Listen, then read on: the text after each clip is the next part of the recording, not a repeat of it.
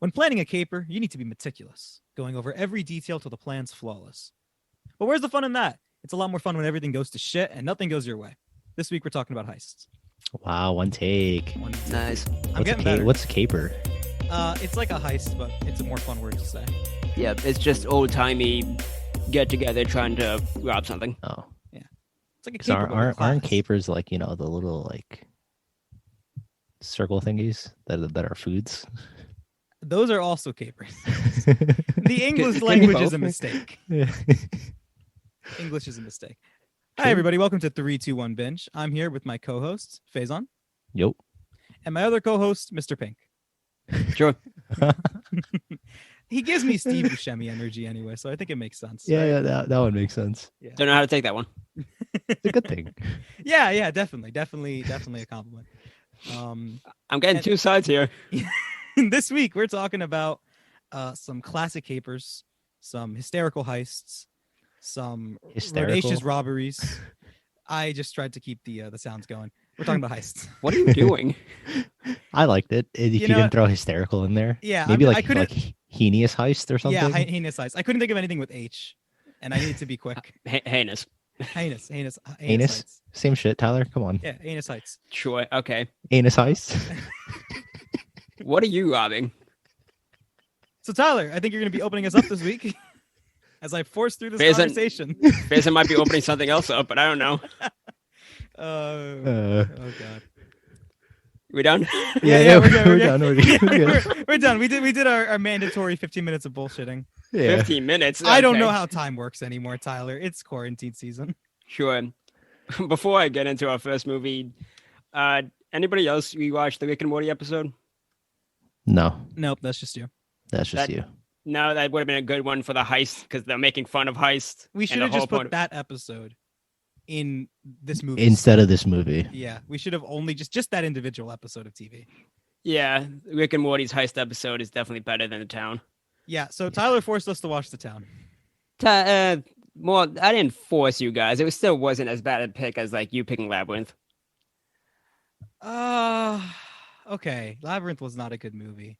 I think I was still less bored with Labyrinth than this. I was let down by both. I would rather watch The Town simply because of the heist scenes. All right, Faison, you're the deal breaker. What do you say? I'm trying to remember Labyrinth, and I don't really remember it. Was that the one where David Bowie? Fantasy puppets. I think I'd rather watch Fantasy Puppets, and I fucking hate puppets. Yeah, he did not. Well, yeah. I did not like this movie at all. Yeah. Tyler, why don't you describe what this film is for us, please? The Town is a 2010 movie directed by Ben Affleck. It's his second directed movie. It's about the town of Charleston? Yeah, Charleston, Massachusetts. Yeah, the bank robbing capital of the world. It's basically how he plays a criminal bank robber. He robs a bank, gets involved with one of the hostages romantically, as the FBI tries to arrest him and his crew. Sounds exciting, doesn't it? Definitely sounds that way. I mean, no, actually, no, it doesn't. Kinda It still cringe. just sounds really boring. It sounds really generic. And It sounds like every generic like action movie. Yeah. But they just added that he's a criminal. This is like, it feels like one of those movies that you see on Netflix that like they just kind of start randomly pushing, like Jack Reacher or just like a dumb action movie that you see that just fills up spots. That's on FX. That's this movie. That's on FX on a Sunday at 2:00. That is this movie. That is what The Town is. Yeah, and that's why I've seen parts of this movie multiple times. I've seen the nun. Like the most famous scene in this movie is when they rob an armored truck using nun disguises. That's one of the better or best scene in the movie. Probably is the best. Yeah. That's not really saying a lot, but no, it is the best. No, I enjoy the high scenes because the high scenes I thought were at least okay, more okay to good. They're enjoyable. Best character is definitely Jay Moreno because his character is psychotic. Yeah, he's just like a crazy he's like probably the only good part in this movie. Yeah. Yeah. He has energy to him, which is a lot more than I could say about everything else. Yeah. I do want to say, because like you said, like I remember we texted about this too, Tyler. You said you really like the heists. I like the nun one a bit. I don't really care for the first one that much. And the reason I told you why is because like, well, it basically just makes me think about better robbery scenes. So like the one that came to my mind immediately was The Dark Knight with the Joker. Yeah. The opening Joker robbery scene, like that. For some, like you said, I was like, I that there was not really much of a similarity. I felt it immediately when I watched the scene. Like my brain immediately went over to that. And then another one I thought about was Hell or High Water. I think it's a scene earlier in the film where they I think they hold up like a small bank. They do. Yeah. So like those two scenes in way better movies immediately came up. So it was just not starting on the right foot for me. Yeah, it started for me. I was like, okay, high scene. I don't think it's. I said great. It's probably just a good scene. And then after that, anytime that they're not holding somebody up, or there's another scene later where Affleck and Jeremy Renner go to intimidate somebody who's harassing his girlfriend, that scene's enjoyable just because it's Jeremy Renner going apeshit on somebody's knees. Jeremy Renner actually is, like I remember I had like while watching it, I didn't have any strong feelings towards like Jeremy Renner, but like right now thinking about it, man, he really was the best part. Yeah. Yeah. He really. I was telling Chris that like it felt really weird just watching him do these things. Why? Because like, Batman and Hawkeye. Yeah. Like this movie just felt weird because it's Batman and Hawkeye. You sure it wasn't the really bad criminals Boston accents? That too. That took me out of it so fucking much. I think my what do you mean the bad Boston accent? He actually is from Boston, isn't he? Okay, but yes, Ben Affleck is from Boston. He does not talk like this though. I've never seen him talk like this. Gonna put this whole fucking town in my way of view. Go Sox. It's the whole fucking movie. Every time he opens its mouth, it's so boring and awful. He's talking to like the hostage that he's getting romantically involved in, and he's like, my mother left me, and she's like, oh, what happened? And he's like, my dog died last year too. And he just keeps fucking talking the whole movie. I hate it. It was such a genuinely boring experience to watch this film for me. Yeah. The problem was like, for me, it wasn't really a heist movie.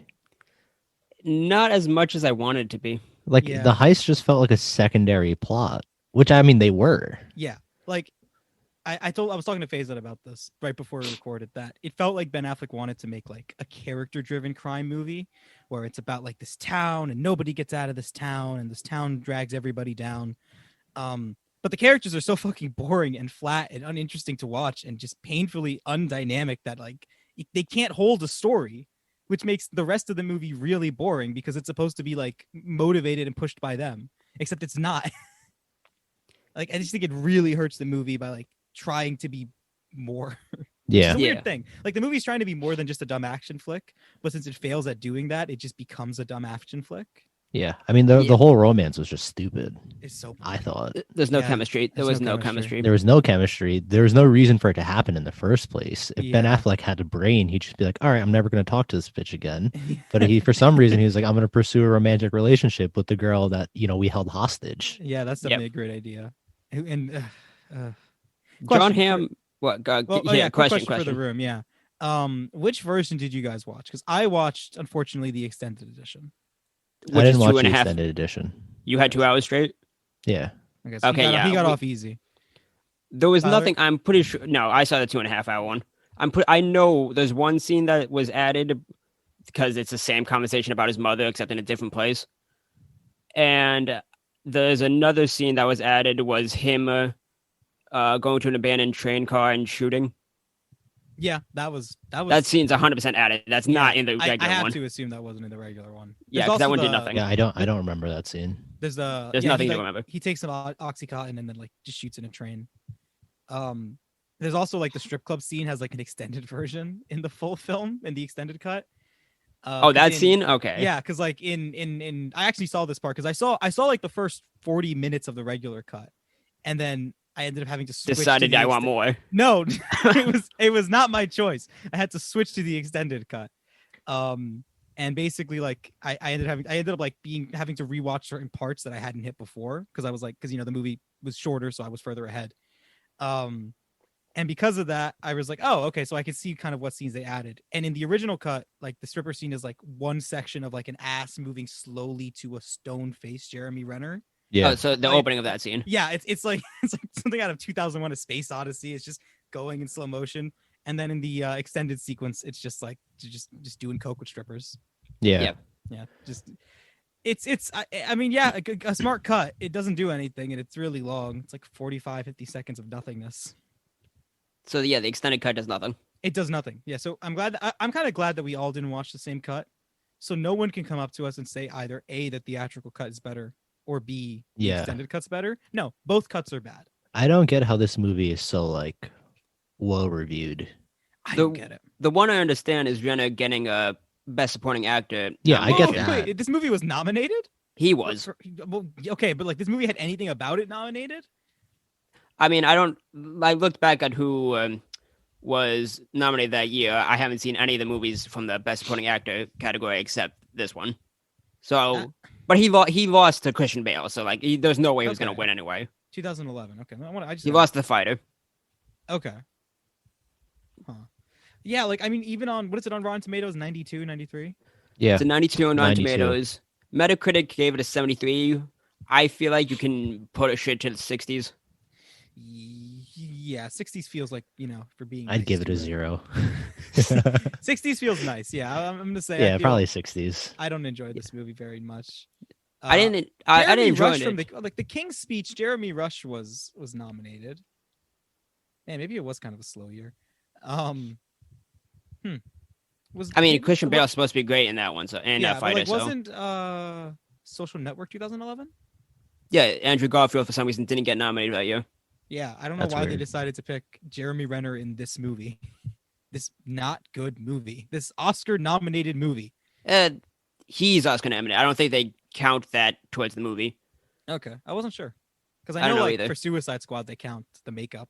Well, no, because that was part of the movie. Of the film. Yeah, that's fair enough. It's so, not good. Please don't watch The Town. Was that Ben Affleck's kid or what? With the stripper? Whose kid was that? They never specified that, but like it's supposed to be, right? It's supposed to be implied, I guess. Because even then, like he's just like an even shittier person. Yeah. But then like Jem kept saying like, "Who's that kid?" Like he knew it was his, but then Affleck denied it. Yeah, Affleck's like, "That's not my kid. It's not my kid." But then she comes to him. Maybe this isn't was this in the theatrical cut phase on where like it was actually Jem's sister who that chick that she comes to him at the end of the movie and she's like, "I'm going to New York with you or going to Florida with you or whatever." That wasn't a sister. That's Jem's sister. That is. Yeah. Oh wait, yeah. That's Jem's sister. It might have been, but I legitimately don't remember. I blocked out a lot of this movie. It's before the final heist, after she gets caught by the FBI, John Hamm's character. Yeah. Because like she's when he rushes the apartment. Yeah. It's like she goes and she's like, "Oh, I'm gonna go with you. I'm going with you to Florida. You're not stopping me." And he just grabs the kid and he's like, "Come on, honey, don't cry." And he just drops her out. Yeah. If that's his kid, Ben Affleck's character is a fucking shitter, man. Yeah, no, that scene was in there. Yeah. Yeah. I don't know. Maybe it was his kid. Maybe it wasn't. Yeah. I don't know. I didn't like the ending in this movie. Yeah. The ending's also. I don't like how he gets away with it and nothing happens. It's like the whole movie. He's like, "Oh, I'm this criminal. I've done a lot of bad shit in life," and then he just leaves. Yeah. So Faison let me know about an alternate ending, where the guys that like him and Jeremy Renner beat the shit out of the guys who were harassing his girlfriend, they come at the end of the movie, and they just gun him down and take like 10 grand, and I don't know where the rest of the money went at that point, but they kill him, and he just basically dies. And I think I actually like that one more. I like that one more. Yeah. I don't know if I like that more. I don't like either ending. I think that ending is just. Both endings has no point to it. I don't think there's a point with either. I think with the other one, you can make the point of like nobody leaves this town. Yeah. Thing like the town, the town kills whoever gets in it. I think it makes a bit more sense with like the theme that they're going for here. But it's just such a bad movie. It's not a good movie. It's so actively boring. Yeah. To watch. I do like Renner's Last Stand. Yeah, that was cool. Renner's Last Stand wasn't too bad. Yeah. Again, like the Jeremy Renner parts were the only good parts in this movie. Yeah, I do feel like it at least for me, it's a lot harder for just like standard action scenes to kind of keep my interest, like just like a shootout. You know what I mean? Yeah. Because like we have action movies now where like you just have some of the craziest fucking shit in the world happening.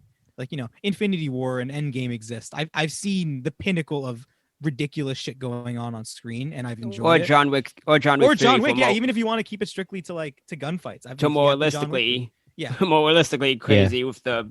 Oh wait, you guys haven't seen John Wick 3, have you? I haven't seen John Wick. I haven't seen John Wick 3, no. It has John Wick 3's opening like 15-20 minutes has the best action scenes in the whole series. Wow. Okay, got to get to that. But yeah, like after watching all those movies where you see action scenes done just better or in more unique ways, I find it really hard to be like interested in just a bunch of guys shooting at cops in yeah, you know what I mean? Like it just doesn't really do it for me as much anymore. Yeah, it doesn't. Yeah. I mean, I don't think this movie is awful. I don't think anything they did was inherently bad. I just think a lot what they did was mediocre, which makes it, I guess, more insulting. But I don't know. It is almost more insulting, right? Yeah. Because like I said this, I genuinely think this is the least joy I've had watching a movie for this podcast. Because at least with Team America, the movie that I've staunchly been against this whole time, at least I was angry. Yeah. You know, I was filled with like a visceral anger for having to watch this stupidity. I was just bored here. I just kind of wanted to take a nap. Yeah, it was just at like the end of the movie. 2 hours of, like, I could have missed like an hour of the movie, and I don't think I would have missed anything. Yeah. Chris, you know who should have been in this movie? Because he's also from Boston. I swear to God, if you say Matt Damon, Tyler. Speaking of Matt Damon. Oh, I hate you all so much.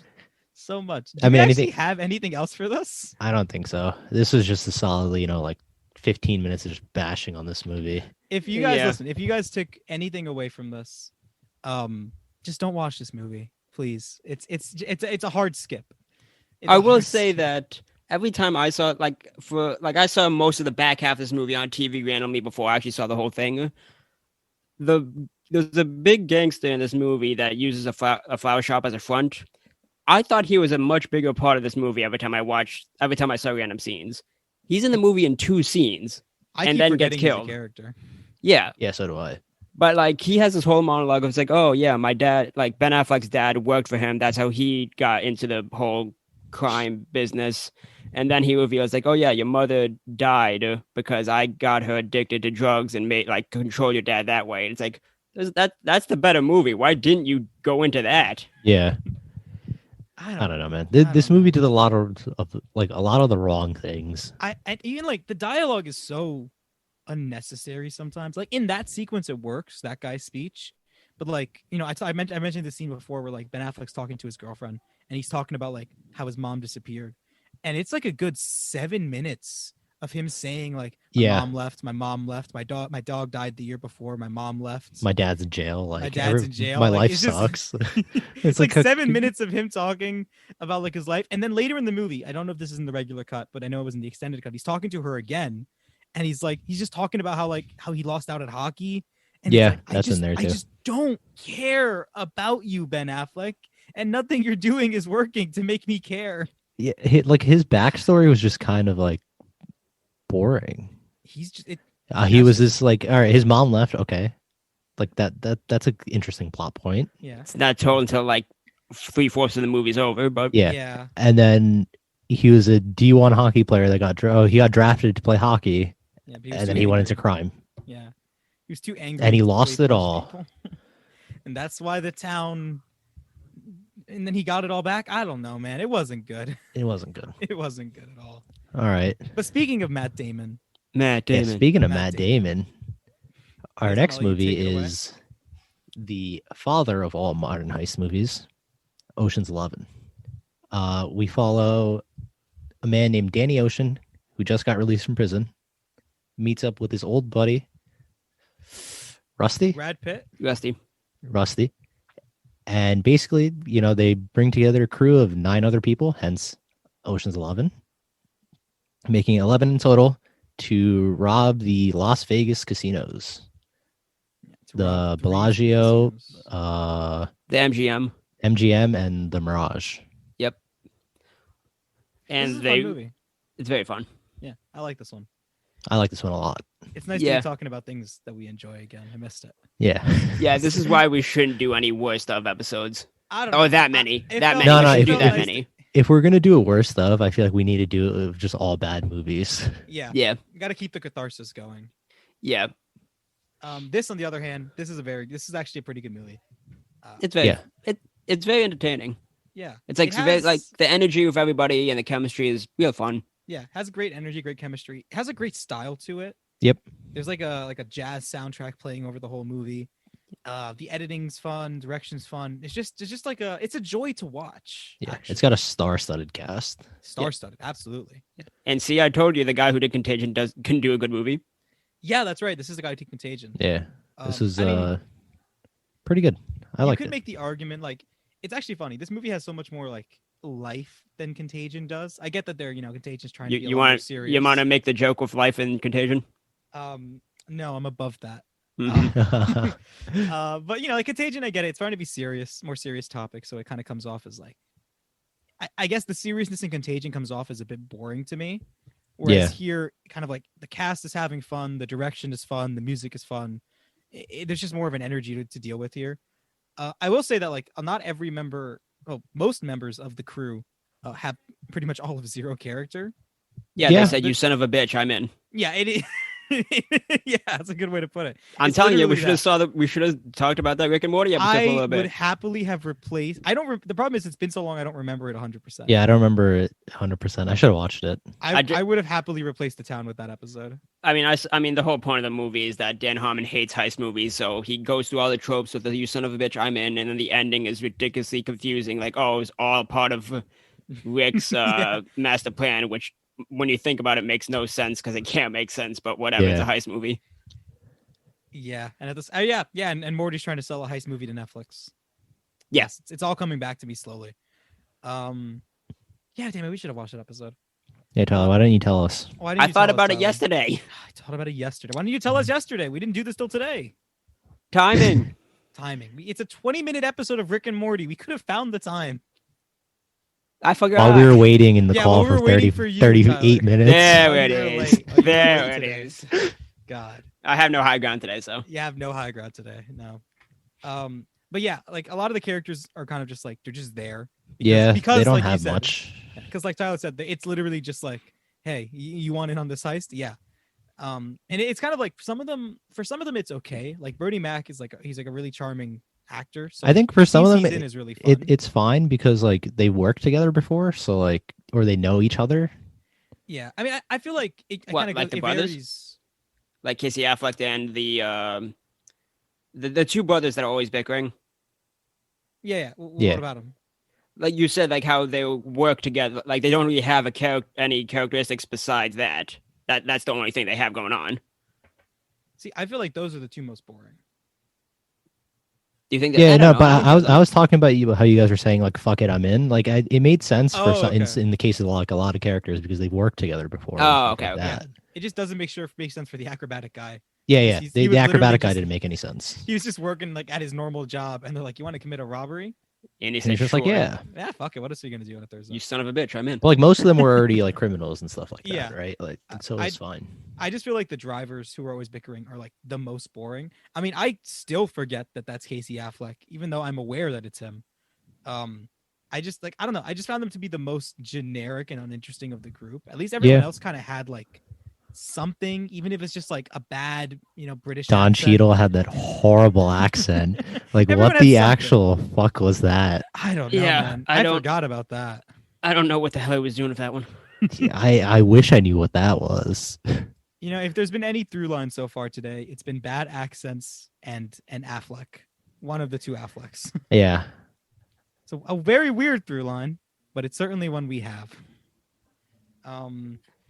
Yeah, like at least like even like with Don Cheadle, right? At least he has that accent. Like it's something I can remember about him. Well, even then he was the demolition expert, so you didn't really need the accent. I mean, no, but it added it added something to remember. Something to remember him by. Yeah. I don't think I'd remember him if he. Yeah, I don't think I'd remember. Well, he didn't actually use any bombs, did he? At the end of the movie, just the giant EMP. He used the EMP. He used his intro scene when he's breaking into the bank. He used bombs. Yeah. Okay, so his intro scene and then the one other scene in the movie. I think he uses. Doesn't he? He's making the bombs they use, but I don't know if they. No, he was planning to use he was planning to use the bombs, and then they couldn't because Yeah, they didn't use any bombs. No, the one to blow open the bank when the gymnastics guy was in there. Okay, he didn't get to use it though. Yeah. So it doesn't really add. He doesn't. I don't make the association between British Don Cheadle and a bomb. Wait, was he British or Australian? Because I'm pretty sure I read it was supposed to be Australian. I think he's supposed to be British, but I'm looking this up right now. I hope it's Australian. He's from wherever the girl from Frasier's from. Manchester, like a Manchesteran. Casey Affleck was in the movie Manchester by the Sea. Yeah, that's Massachusetts. Don Cheadle. It's a Cockney accent. Cockney. That's British, okay. Right? Yeah. Yeah. Let's go with that. Yeah. Like, I don't know. It was bad. I was saying. I don't know. It was a weird accent. It was a weird choice. The actual heist in this movie was kind of baller. I liked it a lot. I love the heist a lot. Just it wasn't like there was like a legitimate plan, which I like a lot.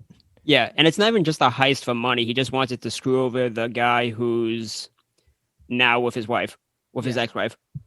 Well, but they planned this before he even knew that. Well, no, it seems like he always knew. Yeah, no, Clooney, Ocean knew that. He just didn't tell everybody else. Oh. Yeah, he kept it to really? Himself. Yeah. Yeah, when Rusty goes up to him after he like meets Tess, he's like, "Hey, did you know this?" It's like, "No, it's not about her. It's kind of about her." Yeah. It's all about her. I do think because I say that the romance is kind of meh in this. It's kind of just okay. No, I like the one thing I've seen again. This is another movie I've seen parts over before I've seen the whole thing. Mm-hmm. The one thing I did know about this movie is that everyone was like, "Really, Julia Roberts is the one that everyone." Right? Okay, it wasn't just me. That's a joke. Like that's a joke for the movie. That's like really that's the woman that everyone's trying to get. You're right, because there's the scene where she's first introduced, where she's walking down the steps, where it's Matt Damon and Brad Pitt, and they give the slow motion panning, and it's supposed to be this really wow, look how beautiful she is shot, and it's really? Is Julia Roberts? It's fun fact for that, you know how Brad Pitt's eating shrimp during that scene? Yes. They had to do a couple of takes for that scene, and he ended up eating 40 shrimp. Oh, that's crazy. That's fucking fantastic. Brad Pitt, anytime when you're acting, you don't necessarily have to actually eat it. You eat it and he ate everything. Every time there's food, he's like, yeah, I remember he said that one time I didn't eat for a day because scheduling or whatever. So he's like, I put it in my contract. If I'm eating in a scene, I'm actually going to eat it. And then he ended up eating 40 shrimp because that scene went for a while. Jesus Christ. I love, he's eating so fucking much during this movie. Yeah, he's eating in every scene he's in. There's the last scene, the very last scene at the end when he's eating a sandwich outside the prison. Yeah. Apparently, Clooney pranked him and put hot sauce in it. And you see in that scene, he's choking a little bit. It's like, God damn it, fuck this guy. You see his face and he's like, actually super funny. Yeah, when you watch that scene again, it's like, oh, he knows Clooney put it in there and he's trying to keep it together. God, that is, I'm glad that you know all these random tidbits of food trivia related to this movie, Tyler. Thank you for this. Mm-hmm. God, yeah, I mean, God, he got his meals in. He certainly did. But yeah, the romance I think falls kind of flat. Yeah, doesn't help. I did not like the romance at all. Yeah, because there's this one scene that sticks out, right, where Clooney's talking to Julia Roberts, and he's like, "Does he make you happy?" Right? Does he make you laugh? Does he make you laugh? Yeah. And then she's like, "No, but he something." But doesn't make me cry. He doesn't make me cry. End of the movie. They're back together in the car. It's like she only had a choice between these two assholes and nothing else. Yeah, let me just go back to the guy, that was an asshole and made me cry every fucking day of my life. It also doesn't make sense. She leaves Ocean's character for being a dick, right, and a criminal, to go and date this guy who's also a dick. He's also a dick, and probably at least also unethical. Slightly criminal. Yeah, more or less a mobster. Yeah, more or less a mobster. It's like, man, what is your decision making skills? Yeah. Also, just how did that happen? It's also just kind of a boring romance. Like Clooney has chemistry with everyone he talks to in the movie, so that helps. But That's because he's George Clooney. It's because it's George Clooney, yeah. But it's not like a great romance. Like it's functional in that it makes sure that Danny has personal stakes in the heist, which is like it's important. That is like important that is narratively. Important.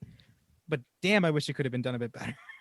I think that would have really. That's my one negative thing I didn't really like about the movie. I think that probably is my only problem with it.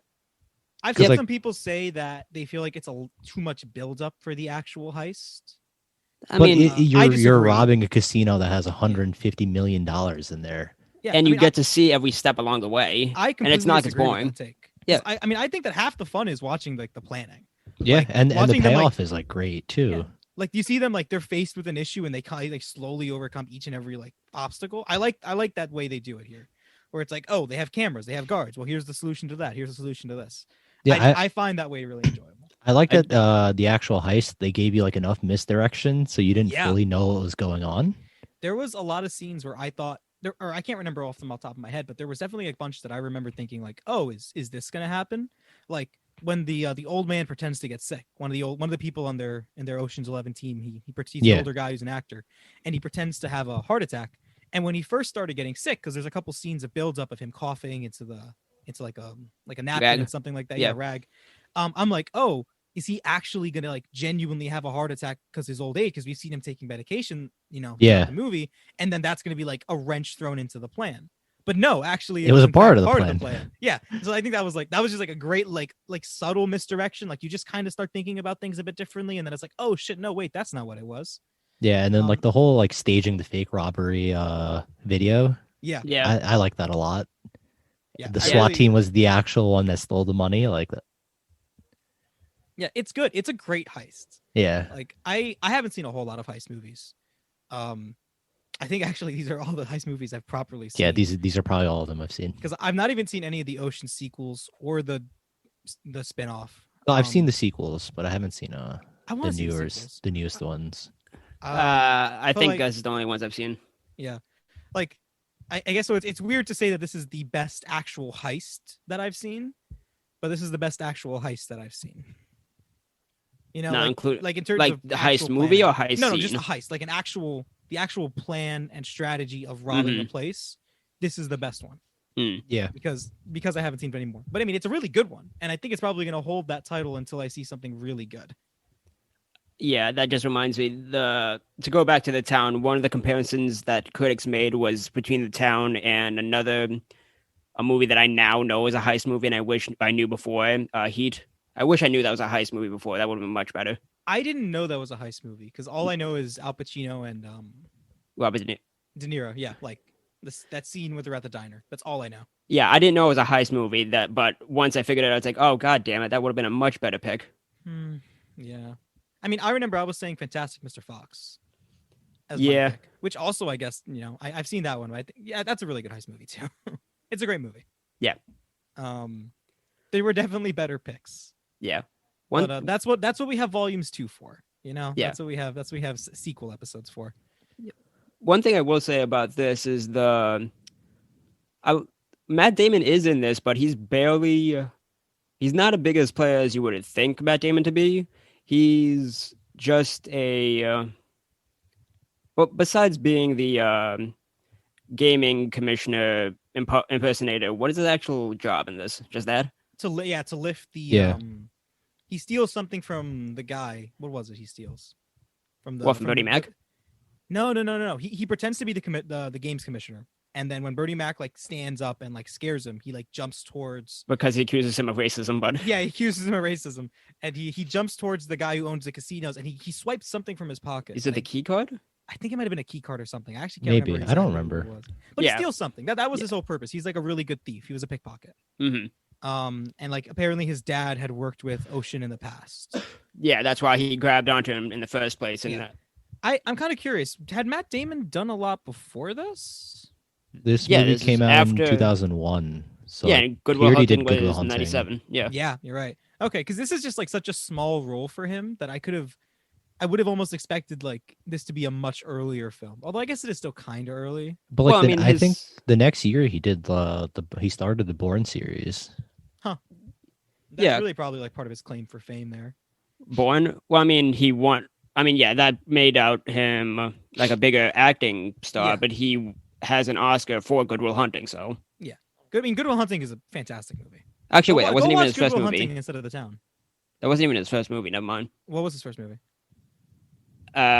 He starred, I guess, Mystic Pizza. He was in it for half a second because I don't think he's in the actual cast. I think he's in it. Mystic Pizza is the name of the movie. What the fuck? I've never heard of that in Mystic my life. Pizza? That sounds amazing. 1988. Julia Roberts again? Yeah, I'm pretty sure Matt Damon's in it for like half a second. Okay. Girls coming of age who work at a pizza parlor. Okay, so that's a lot less cool than I thought the name was implying. I really wanted some kind of magical pizza flick. Like just some trips, like. Yeah, but even before Good Will Hunting, he was in Kevin Smith's Chasing Amy. Okay, I've never seen that, so I can't really say. And Field of Dreams, apparently. He's in Field of Dreams. He's an extra. What the hell was that? Yeah, it was a bit of like Chris was just going through puberty. It was his coming of age movie right there. This is Chris in Mystic Pizza. I don't know if you're going for like old timey English woman though. Oh my heavens, he's in Field of Dreams. I wasn't going for anything. I think I choked on water. I don't really know what happened there either. Let's just not discuss it. We already did, so yeah, let's not discuss it further. Man, I really don't know any of these early movies he did, but so yeah, Good Will Hunting was definitely his. He's Ryan in Saving Private Ryan as well.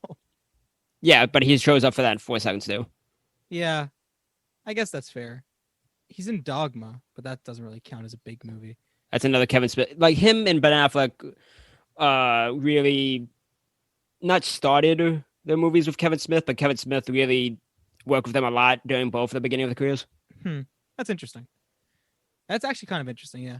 But yeah, I guess I would have expected him to have a bigger part. I do think he's one of like the more fleshed out. He is the third most fleshed out character of the crew. Yeah. Yeah. But then again, a lot of the crew members, like the two guys, like Casey Affleck, they just have they have nothing to work with. Yeah, I mean, let's be honest. This was a George Clooney, Brad Pitt movie, and they're damn fucking fun together. Their dynamic is the best part of the movie. They have such like a good even like the first scene where they properly meet up again, where Brad Pitt has been teaching celebrities to play poker, and you have a bunch of celebrities who are just playing themselves, Topher Grace. Topher Grace, that guy, he's there, and a bunch of other people, and they just start playing poker against each other. Immediately, the chemistry between these two guys is fantastic. Yeah, that alone makes me want to watch the other Ocean's movies in the near future. Yeah. Because they're great together in this. It's great. On that note, though, anything else? I think we got about everything. Yeah, I feel like those are. I like this movie. I don't necessarily this isn't a hidden gem. Ocean's 11 is pretty popular, so it's not you guys have never heard of this movie, you need to watch this movie. But it's a really good movie. You should watch this movie. Whereas it's also really light. It's also really light. It's a really simple watch. Yeah. It's short too. It's an hour 50, hour 40. Is that short? I feel like that's like a normal movie. That's like a normal. I'm sorry. I'm comparing it to The Town, which was a 2.5 hour long slog. Extended cut is the only way to watch that film, Tyler. Come on. You don't want to miss the extended stripper scene. Yeah. Sure. But, anyways, on to the final movie of the batch. A personal favorite of mine. And probably, there's an argument to be made as my favorite movie by this director, but I think it actually falls more into second place for me. We're talking about Reservoir Dogs, the Tarantino film, which came out in a year that I don't know because I didn't open the tab. 1997? 1997, in which it follows a group of guys who took part of a attempted heist to steal 1992, sorry. 1992. We were close. It has a -5. Sure. It follows a bunch of guys who take part of a heist in order to steal a bunch of diamonds until things begin to go horribly wrong as they start to suspect that between them is a cop. This is a great movie. Very, very good This movie. is a fantastic movie. Yep, Tarantino's first movie, and it is great. Yeah, and kind of like I was saying there, I really like this movie a lot. And I do think, I'm thinking a bit more right now, I think it's my second favorite Tarantino movie. Isn't Inglourious first? Glorious is first. Glorious is naturally going to be first. That movie is actually fucking fantastic as well. But yeah, I actually like this movie more than Pulp Fiction, which might be a bit of a hot take. I think it's probably a hot take. Most people have either Bastards or Pulp Fiction first, and then this is somewhere either like 3 through 5, depending on how much you like those. I have a fourth.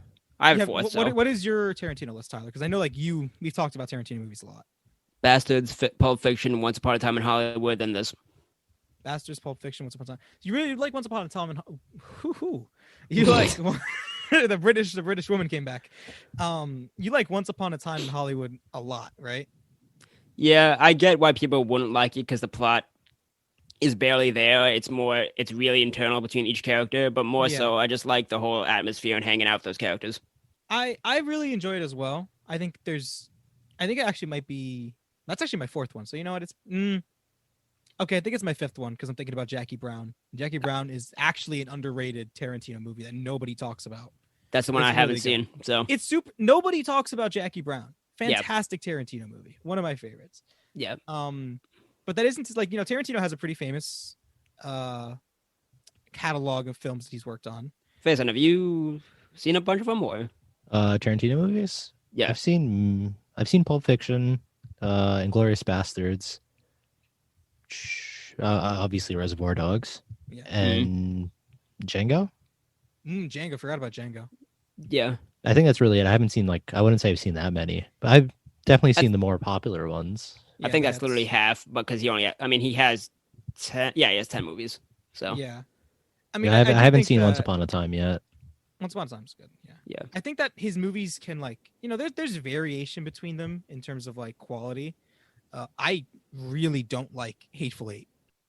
Hateful Eight, his second least favorite for me. Yeah, I haven't seen Death Proof, and I haven't seen Death Proof is whatever. Like the way that movie is, like, oh, okay, it's going somewhere, and then it never does. Interesting. I have no intention to really watch it. I have no interest in it. But isn't there another movie he did? It was Kill Bill. No, not Kill Bill. Not the Kill Bills. Another movie that he did that was kind of crap. Are you thinking of the one he wrote, True Romance? Maybe. It's not that. Am I thinking of From Dusk Till Dawn? I don't know. No. He didn't make that movie. He just stars in it with Robert Rodriguez because they're friends. He has the credit. Yeah, but he directed. Fair enough. Either way, he has I feel like there is an amount of some of his movies don't always hit. I think that Reservoir Dogs, because it's his first film, it feels like a distilled version of things that he's famous for. Because he, on top of having this catalog of films he's worked on, he has these very famous tropes that kind of follow him in a Tarantino movie. These usually being super violent, a lot of dialogue, and feet. Those are the big three. One of those wasn't in this movie. One of those was not in this movie at all.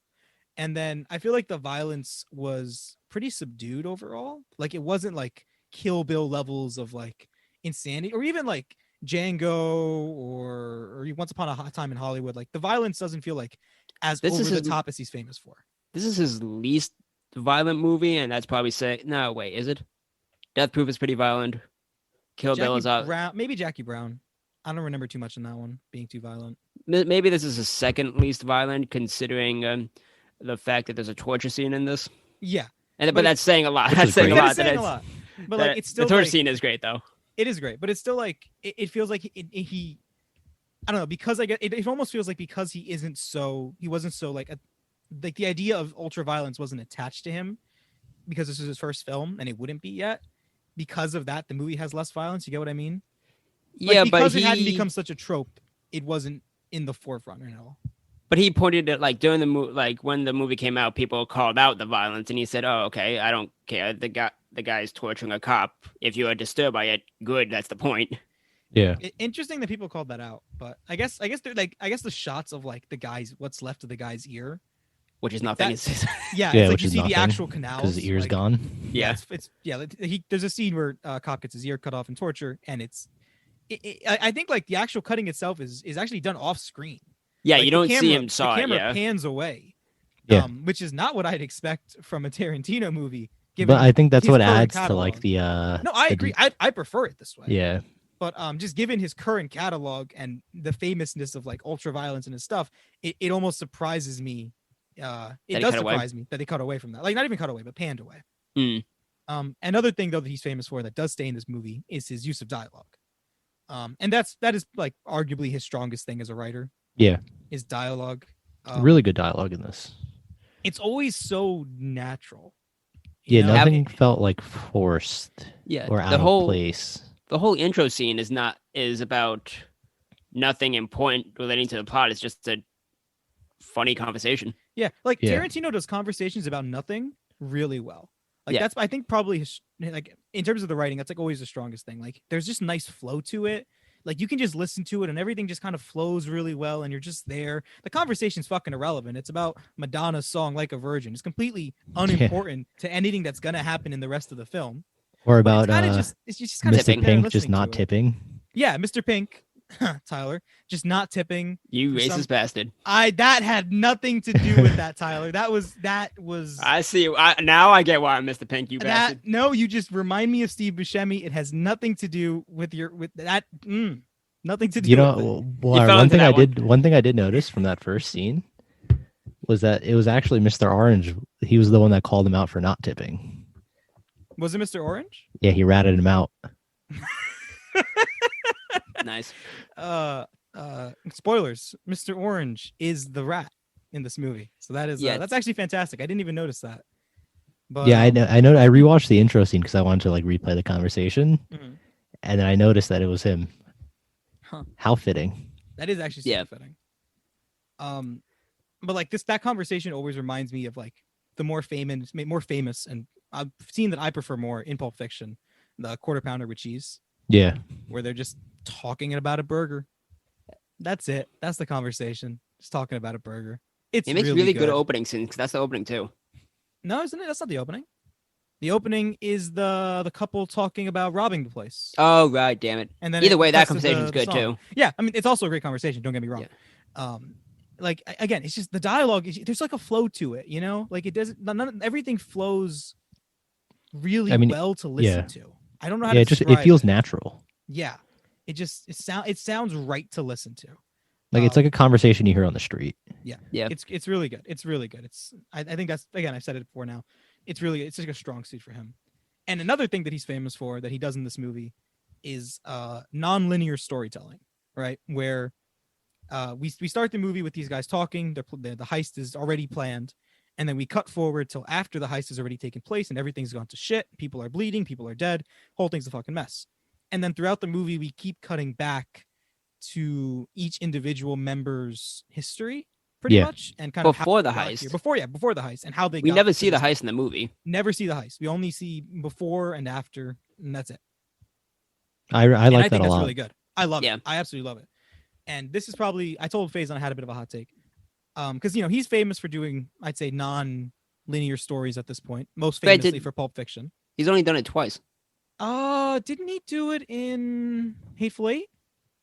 No, that's straightforward. I mean, there's flashbacks in it, but like it's not like the whole movie is like that. Yeah. I could have sworn he did it another time. There's one big flashback in Hateful Eight, but that's because one of the characters is telling a story. Huh. So I could be wrong. It's always something I guess I associate with him just because of Pulp Fiction and Reservoir Dogs at this point, I guess. Yeah, I think that's what everybody does. I could have swore there was another one. I mean, I've seen Hateful Eight once, but I really don't. I seen it years ago, but I don't think that was going all over the place like Pulp or Reservoir Dogs is. Nothing in Bastards, right? No, Bastards is straightforward. Okay, okay. I might be wrong, but between the two, between Reservoir Dogs and between Pulp Fiction, I actually think that Reservoir Dogs does nonlinear storytelling better, and I think that's because Pulp Fiction, by its nature, is meant to just be these three intersecting stories. Yeah. Right. There isn't necessarily there's nothing really important going on per se. You know, like there's nothing like the through line of these stories is just kind of like the characters who happen to be in them, and you know what I'm saying. Like there's not necessarily an overarching like I get what you're saying. There's not point like B between the movie, right? Yeah, it's not like Reservoir Dogs where it's like there's this one main storyline. So because of this, in Reservoir Dogs, every time we flash either like backwards in the past or at any given point, it's constantly adding to the situation at hand. Yeah. Because, you know, we're getting flashbacks for Mr. Blonde or Mr. Orange or Mr. White or whatever. And then we cut back to the present, and whatever we just kind of learned about usually informs either what's happening or how we think about what's happening. Because every time we get a flashback, we kind of get a bit of a reasoning as to why any one of these people could be the rat. Yeah. Like I remember specifically for Mr. Blonde scene, he just got out of jail. Supposedly they dangled this out of him. These free, like the potential to get out in front of him for a name, and he never did it. But he seems really tense, and he's shitting on Ernie or Eric or whatever his name is. Eddie. Yeah, Eddie. So it seems like, there's the potential for him to have been the person who ratted them out in prison. There's But I feel like when you look at that, like, it doesn't really feel like he'd ever be a rat. I don't know. I got because if he wanted to be a rat, he would have just ratted them out. And he also murdered a bunch of people. So he also did murder a bunch of people. Yes. So that would have immediately thrown out the rat thing. Because why the hell would a rat do that? I feel like there was enough going on in all of these scenes that they kind of. Yeah, everybody had a slight reason for it. Yeah, like even if it wasn't for the cops, it could have just been to fuck over this guy. Yeah, and fuck that's over true. Ernie, like out of a more petty thing, which would make sense for a fucking crazy person. Yeah. So everyone kind of had a little bit of a reasoning that gets informed, like in the flashback. So because of that, I feel like it's done better here because the movie feels tighter. But at the same time, Pulp Fiction isn't meant to feel tight because it's meant to be Pulp Fiction. Yeah. It's a bit of a weird situation, but I really like how it's done in this movie. And I mean, I really like this movie. Yeah. Yeah. This movie's also shot beautifully. Like, yeah, it is. It's crazy how you can make such just really visually good shots out of kind of nothing. Because they're in a warehouse the whole movie. Yeah, they're in a warehouse like 90% of the movie. There's just some of these hallway shots, of like people talking and like the shots are coming from the long side of like a hallway. And it looks really especially good. I think it was close to the beginning where it's Mr. Pink and Mr. White. Yeah. Mr. White, they're talking, and you only see Mr. White, I think. Yeah, I think I know what you're talking about. It's like the hallway. Yeah, they're washing their hands, and you only see one person for like half the scene. I thought that was it just looked really nice. Because it makes you feel like you're there with them. Yeah. And there's another scene when Mr. Orange, it's during a flashback. It's during a flashback and then during a imagined flashback during that flashback where he's talking about this fake story about when he was trying to smuggle he had like a brick of weed and he was going to sell it. And he goes into the bathroom and he doesn't believe there's like 5 state troopers in there and a German Shepherd. And he's telling the story to Mr. White and to Joe and Eddie or whatever his name is. And he's telling them the story. And then as he's telling them the story, his character in the story starts telling them the story. And then he's kind of standing there in front of the cops. The cops looking at him. The camera's like panning around him as he's telling the story. Just this great fucking little sequence. Yeah. Yeah. I really like that one. Sticks out to me a lot. Yeah, that one was great. That's good. Yeah. I mean, this whole movie is a testament to what you can do on a budget. Yeah. It was only made for like $2 million, I think. Yeah. There's not a lot visually. Like there's no real effects like that are crazy or anything going on. The most effects is the blood and the ear coming off. Yeah, that's probably it. And even then, you don't have to do anything crazy because you panned away from the ear, and it actually added to the tension. Yep. So like, it's crazy. It's just crazy how much like good writing can do for a movie. And also good sound design. Good sound design, good music. I mean, Stuck again, in the Middle of You is played on an Apple commercial, or it was at least a couple months ago. And every time I heard it, I'm like, someone's getting tortured right now. Yeah. I can't hear that song without thinking of this scene. I really can't. We got Tyler jamming out today. What an interesting day this is. What? I'm just playing. There's nobody behind me. I'm not playing anything. It's gonna be lights screaming in the background. I'll be right back. I was gonna say there was a surprising amount of hard R's in this movie. No reason. Let's talk about that first. Yeah. Tarantino gets a lot of racism in this movie. He gets a lot of shit for using the N-word, and I've seen this movie before. Mm-hmm. I knew everyone had that whole controversy around him. I thought they were just talking about Django, which has it a lot. Yeah, which is understandable, though. And I thought, okay, they're overreacting. And then I'm like, it's in Pulp Fiction 2. It's like, okay, you can give him shit for that. It's unneeded, but it's... But like, you have like a main black character, too. So it's like, okay, a little like... But he doesn't showcasing... I know, but you're showcasing racism, right? I don't remember what that scene in Pulp Fiction is, so I can't even comment on it. There's 2. When Tarantino himself says it after... God, yeah, Tarantino. And then in the pawn shop with Bruce Willis. Okay, I Yeah, the one in the pawn shop. Is it the crazy? Yes, okay. That one is that one makes a little more sense because he's meant to be crazy, horrible person. The Tarantino one, it just sounds like he wanted to say the N-word, so he wrote it into the script. So then I was like, and that I was like, okay, you can give him a little shit for that. Yeah, and but some of those you can defend, and then you come to this movie. And then I realized it's in Reservoir Dogs. I'm like, oh, okay, I understand you can shit on him a little bit more for it. Because they say a lot for him. Because it's not even just like the N-word. It's like hard and it's the hard N-word, and deeply racist. A lot of like typical like stereotypes that they throw around. It's just not a good look. No, I mean I'd throw you back when Buscemi said it, Chris. Yeah, no, but Steve Buscemi. I mean, I pretty much almost every character gets the chance to drop it. Can I say it next? Yeah, no, because I like you, Tyler. I had also seen this movie, and I also knew the controversy around Tarantino and the N-word, and I had forgotten about the scenes in Pulp Fiction completely, and I had only really thought it was about Django. In which case, like the context of Django makes a lot of sense. Yeah, it makes sense for the context. And then I watched this movie, and I was like, holy shit, what? Yeah, these were just thrown in there for no reason. Just dropping it. And now that you reminded me of the Pulp Fiction scene, it's like he definitely wrote that line in there so he could say the N-word with the hard R. He definitely did that. He wrote the second character in the movie. It's like, can I say it? It's like, I can do it myself. Yeah, basically. It's like the Thanos meme. Fine, I'll do it myself. I'm gonna say he's Frank from It's Always Sunny. I'm gonna say the N-word. Yeah. Oh God. John Travolta said no, so then he just decided, I gotta do it. I gotta do it myself. Oh no! Now I have to say it. Yeah. Tarantino, the N-word and feet. The two things that are going to be mostly attributed to him at this point. He doesn't say. Is it in Once Upon a Time? Feet? No, the N-word. Oh, no, I don't remember it. I watched that movie on a plane while drunk, so not the best. I mean, there's a ton of that movie has his most feet shots, but I don't think there's N-word. The amount of feet shots are increasing as the movies go forward. There was none in. No, there was some in Bastards. I feel like there's probably one in Jackie Brown, but I can't remember. I know there's one in Bastards. I don't remember one in Hateful Eight. That's surprising. Not really. Hateful Eight takes place in like post Civil War like Confederacy territory. I'm talking about feet, not N-word. Oh, I'm sorry. Oh. You know what? We really got to clarify because it can be hard to tell. There's feet in Pulp Fiction. Is there feet in this movie? There's no feet in this movie.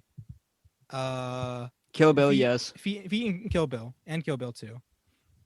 Is there feet in Jackie? You've seen it. I don't know. I can't remember. It's been like 5 years. I don't remember Death Proof. I don't know about that. Is there feet in Django?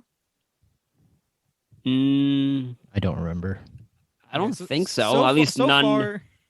So far, my takeaway is that Tarantino. He threw it all in Once Upon a Time in Hollywood. Well, yes, and also that Tarantino likes the N-word more than he likes feet is currently my major takeaway. Yeah, it's a little weird. He's a weird dude. He's a weird dude with hey, this might sound a little mean, but he's got a weird fucking face, man. He's got a fucking dumb looking ass face. I swear to God. He does. I don't care if it's a little mean. Look at him. He looks like the kid who played he's playing Red Hood in the Titans show. They got the same forehead. I don't know what that kid's name large. Yes, the forehead is large. I don't know, and I don't know why he puts himself. Is this in what all we're his doing? movies. This podcast, just hating on people. Yeah, I mean, I actually felt bad for hating on Julia Roberts. I'm like, she really did nothing to deserve us, So we will. Wait, hold on. It's not that she's unattractive. Yeah, no. We should clarify. It's just that the way they portrayed her in the movie as the most beautiful woman ever. It's like that's where the thing is like Julia Roberts is attractive, right, in her own right, but like she's not like a supermodel, which is what the movie's pretending that she is. She's like this supermodel who now this multi-billionaire asshole mobster is in love with her, and it's like, okay, I mean, and we're not the only people to point that out. That's just a joke, like online and other places when you talk about the Ocean's franchise. It's just like, really, that's the height. I'm happy to shit on Tarantino, though. He has a fucking weird face. It's all oddly condensed to the bottom. You looked up a picture of him. All right. I'm on the IMDb. Let's get back to Reservoir Dogs, please. Before we go too far down this rabbit hole. It's a good rabbit hole. It's oddly cathartic. He puts himself in the movies. It's not our fault. Speaking of which, how did he die in this movie? He got shot in the head. Yeah, but did the cops shoot him? I assume so. Because we the don't cops see him get shot. Yeah, the cops pull up, Yeah. and then Mr. White unloads on them. And then he just dies. Tarantino? Yeah, I just. But he didn't get shot. He just had blood on his eyes. He was already shot. Where? In the head. That's where the blood came from. At that point, if he got shot in the head, he wouldn't Tyler, be screaming. I know it didn't make a lot of sense, but you just kind of roll with it. It's not that big. I mean, it's weird because like Mr. White says he got shot between the eyes at some point in the film, and then we see that sequence where he's got like clearly blood emanating from the center of his head, and he's like, "I can't see. I'm going blind." It does not sound like he actually just had blood in his eyes. It sounds like he was fucking dying. To me, it sounded like he just had blood in his eyes. No. I took it as he was dying, and that's why he crashed the car into the thing right in front of him, but he couldn't figure out how to. He couldn't figure out how to reverse his car, Tyler. Because the space behind him was he open. Couldn't see. He had a bullet in his head, Tyler. He couldn't see. What was his name? What was it? Mr. Brown? Yeah. Okay. How did Mr. Brown die? I'm gonna Google it. I mean, just because Tyler, you're being this way. You're being this way, Tyler. You're saying that like he wasn't. He was shot in the head by a cop and survives the room, but eventually dies in the getaway car. Okay. So, he was shot in the head, drove away, and died. I don't know the way he was talking because he was perfectly coherent talking. I mean, Tyler, I think it was more of a shock thing. Like I can't see. Yeah. And they're like, no, you got blood in your eyes, but no, he has brain damage. That's why he can't see. He's dying. I don't know. Mr. White had a complete different reaction when Pink got shot, and Pink would have had a different reaction if Orange was shot that badly. So I think I've stumbled onto something interesting here. Mr. Blue in the movie is said to be dead, right? Yeah. But at the end, but we don't actually see him die. However, a 2006 video game made for Reservoir Dogs reveals Mr. Blue's true fate. Also, the game is supposed to be bad. So I didn't even know it existed. So this is a shock. He escapes from the jewelry store, hides in a movie theater until he's shot and killed by the police. Okay, so he dies. That's not particularly interesting. Reveals his fate. It's the same as the movie. he just went to a theater to die, I guess. Can we talk about that Mexican standoff? Yeah, back on track a little bit. the last one where it's Mr. White, Joe, and Eddie. How fucking slow was Eddie with the gun, man? Yeah. Either that or Larry's just a great shot. I don't know. Yeah, the fact that Larry was able to shot. Larry was able to get 2 out of there like that. It's impressive. It's not like Orange had a gun to help him out. Orange was bleeding out on the floor and already unloaded into Blonde after he wanted to torch the cop. I was telling Chris. I was telling Chris when we were talking. I was like, I just thought of Dear Sister immediately from SNL. I really hope that somebody edited that scene or edited the whole movie with What You Say. I really need that right now. That was so funny. Oh God. Yeah, no, I had the same thought. No, it's the same fucking sequence. I love it. Because that is probably like the best SNL skit, I think. Yeah, it is. It's one of them. It's my favorite, at least, that I've seen. I haven't seen all of them, but it's a damn personal favorite. This where has said everything. Oh God. Murders, Mexican standoffs, a bleeding cop tortured by a Mr. Blonde. I'm trying to think of the. Oh God. This bit feels like it's probably going completely over most people's heads. Stefan? No, if you haven't seen Stefan, we've mentioned him before. Look it up. Yeah. Yeah, well, look up the Stefan SNL skits. It's Bill Hader at his finest. It's so fucking fun. Anything else movie. you guys really want to touch on in Reservoir Dogs? I actually do want to say 2 things. Tyler, you go first. Steve Buscemi's character is the one person to live in this movie. I think he dies. No, he lives. I'm pretty sure. He runs out and they don't start firing. You hear the cops and everything, and I swear you hear firing. Yeah, that's after they come into the warehouse to shoot Mr. White. You hear him running, and he does get away. Yeah. Yeah. I could have swore you hear gunshots at the end. Yeah, to Mr. White, not to No, before that. But when Mr. Orange is telling Mr. White, I'm a cop. Oh no, I don't think you hear gunshots. I could have swore. Oh, Okay. So you vaguely hear some yelling outside, but you don't know what it is. It could be the cops just yelling at each other to like get into like position. It could have been a confrontation with Mr. Pink. We don't actually know, but you can take it either way. I mean, kind of want to see it as he dies. The one like fan theory is that he's the waiter, because I mean, Steve Buscemi plays the waiter in Pulp Fiction, so they're saying that's him. Okay, it doesn't mean much. I like that better. He lives. Oh, I was gonna ask you, Tyler, about that. What Pulp Fiction? Yeah, because we learned that Mr. Blonde's, I think it's Mr. Blonde. His name is Vic Vega. And is it like any brother. relation to Vin? Really? Yeah, it's Vince's brother. The Tarantino said it before that he wanted to make a movie. Well, since they both end up dead, he wanted to make a prequel with both Travolta and Mickelson and they call it like the Vega brothers. Yeah. But obviously at this point it's too late. They're way too old for that. Yeah, way too old for that. Yeah, but he did say that yes, they are brothers. I wanted to do something with both of them, but it never happened. Okay, that's pretty cool. Would have been interesting. Yeah. It's weird though how Vincent is a straight up hitman, and he's way more relaxed than the psychopath. Yeah. Yeah. Blonde is absolutely. He's an absolute psychopath. Yeah. Yeah, but he's just a criminal, or like I don't know what else he does. I don't know if his job for Joe was a hitman, but it had to have been hitman he's or something. He's definitely killed before. Yeah, and had way too much fun with it. This is not your first torture attempt. Yeah. You didn't pick that up on the fly. I like how you've done this before. I like how the actor said that he had trouble with the torture scene, like for obvious reasons. But for the one line that he had trouble with is that the cop improvised the line, "I had a kid," and at that point he's like, "Oh god damn it, I have to do this scene now that he said that." Oh man, that's interesting. There's actually one part I really like from that scene because I briefly mentioned I love the sound design in this.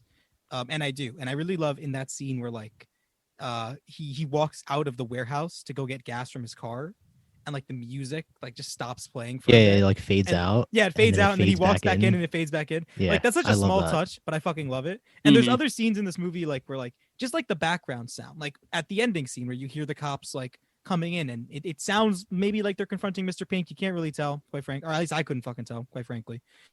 There's scenes like that. There's just scenes where like you hear what's going on in the background and it just works really well. Like overall, all the sound mixing and sound design of this movie is stellar. And the soundtrack also really fucking stellar in this. Yeah. It's just really good. Yeah, it's the use of the 70 songs. Very, very good movie. Anyone have anything else on this one? I think that's about it for me.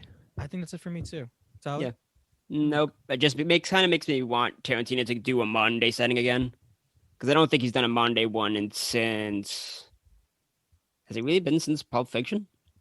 Shit, maybe. Because everything he's done lately is past. Yeah. It's been a while. That's you know what I think. I wonder how it would work if he did like a modern day setting. If he ever actually finishes Kill Bill 3. Yeah, that'll be. Oh well, yeah. Kill Bill was present day back then, so that's true. Actually, yeah. If he ever actually finishes Kill Bill 3, that'll be modern. But on that note, I think we can now say our lists, and I don't think this will surprise absolutely fucking anyone. Nope. It's gonna be the same thing. Number 3. Probably. The Town. The Town. Ben Affleck. Thank you. Number 2. Overall, just a boring movie. And we all agree on that one. It's fucking bad. It's real fucking bad. Blame Tyler. He put that one in. I thought it'd be better. I didn't know nothing about No Town. I was let down too. All right, number 2. We all suffered.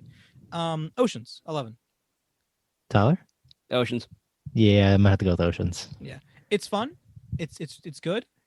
That's what it is. It's fun and good. Yeah, it's fun and good. It's the good movie that would be on FX on a random Sunday. Yeah, it's like you kind of are a little bit excited, like, "Ooh, Ocean's 11." Well, yeah, like if it's on TV, I'll watch it. Yeah, yeah. And number 1, Reservoir Dogs. Yeah, for all of us. It's hard to beat it.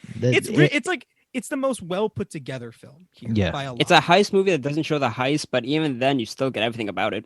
Yeah, I mean, it's the characters in this movie are actually defined and fleshed out. Yeah, like every character is fleshed out. Yeah, there's like enough going on from them that none of the characters fall flat. And the music, the sound design, the visuals, the fact that it has no budget and yet works it out completely. There's just so much going really well with this movie. It's just like a strong film. Truly. Tyler, your thoughts? It basically would be a lot of other like lesser directors' best movie, but it being Tarantino, it could realistically, I mean, it's my fourth. You can have it lower than the best one. It's still great. Yeah, I mean, it's still better than a lot. It'll, I mean, like, we haven't seen Heat, like we said, and there's probably a couple other gem heist movies out there, but there's a good chance, at least for me thinking about it, that this could end up being still like, this might just hold the reign of favorite heist movie for me personally. Because like, I haven't seen Heat. That's a really big one. I can't remember Fantastic Mr. Fox for my life. But as of right now and potentially going forward, this one might still hold the cake. It's funny how George Clooney is in that movie too. George Clooney, he's just making a name for himself off of heist movies. Yeah. He does some weird shit. Like, George Clooney does some good movies, and then he goes and does Batman and Robin and fucking Tomorrowland. Well, come on. If someone gives you, hey, you want to be Batman, you're gonna say no. I mean, even if it's Schumacher, I guess I'd still say yes. Yeah. You want bat nipples? This is how we get bat nipples. And that's the binge. Ended on bat nipples, like I always say. And on that note, thank you guys for listening to us this week. Thank you. Follow us on Tyler. What you do? Follow us on Apple Podcasts, Spotify, YouTube, Stitcher, Amazon Music, Google Store, YouTube. Just repeating ourselves now. Google, whatever it's called. Leave us a review, please. Leave us a review. Let us know any categories you might want to do. And please join us next week as we go to the stars, because we're doing movies about aliens. That'll be fun. It's going to be real fun. See you guys next week. Great films. We'll see you next week. Bye. See you.